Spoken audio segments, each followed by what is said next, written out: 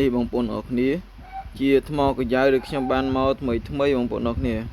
បានមកថ្មីហើយខ្ញុំបានធ្វើការយកមកកាត់ដើម្បីយកសាច់កដាលវែងនេះយកធ្វើឡត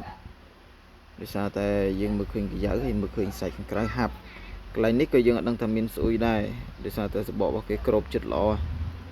ហើយដល់ពេលចាប់ផ្ដើមកាត់ហ្មងបងប្អូនអរគ្នាផ្នែកខាងនេះពេលយើងកាត់ទៅគឺ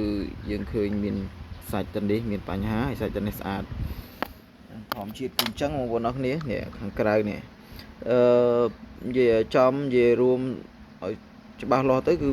អំបូរថ្មនេះគឺនៅកំពុងតែទទួលសារធាតុរ៉ែចិញ្ចឹមដល់ហើយហ្នឹងហើយហើយឃើញកញ្ចៅស្អាតបងប្អូនអរគ្នាកញ្ចៅខាងក្នុងស្អាតហើយសាច់ក៏ចាស់ល្អទៀតប៉ុន្តែមិនទាន់អស់កម្លាំងក្នុងការបឺតស្រូបក៏ដូចជាកម្លាំងក្នុងការផ្ដល់នៅរ៉ែចិញ្ចឹមទេប៉ុន្តែដល់ពេលយើងមកកាត់ម្ខាងទៀតដើម្បីយកសាច់កដាលហ្នឹងណាដដែលទៀតឃើញលោថាវាអត់មានអីណាហ្នឹងហើយមិនម៉េចយើងជ្រៀកកន្លែងចំណុចនេះចោលទៅដើម្បីធ្វើឡត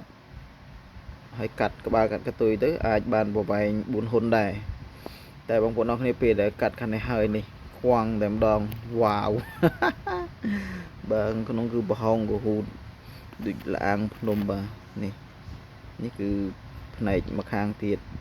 ហើយក្នុងនោះគឺសិតតែជាដីរ៉ែពណ៌លឿងណាឃើញហើយដីរ៉ែពណ៌លឿងដូចដីឥដ្ឋអញ្ចឹងណានៅខាងក្នុងពេញដល់ក្រៅនេះស្មានដល់ប្រហែលជាបន្តិចដល់ពេលយកមកលាងយកឈើឆ្កឹះទៅបានដឹងថាអូចូលទៅជ្រៅមែនទែនឡើងអស់សាច់ប៉ុណ្ណេះហើយនេះសល់បន្តិចមួយប៉ុណ្ណឹងធ្វើឲ្យកើតបងប្អូនអរគ្នាអញ្ចឹងមួយគ្រាប់នេះគឺធ្វើអត់កើតទេបានតែសម្រាប់តែទុកតាំងបាទទុកតាំងលម្អយើងលាងផ្នែកខាងក្នុងឲ្យស្អាតហើយទុកអញ្ចឹងទៅ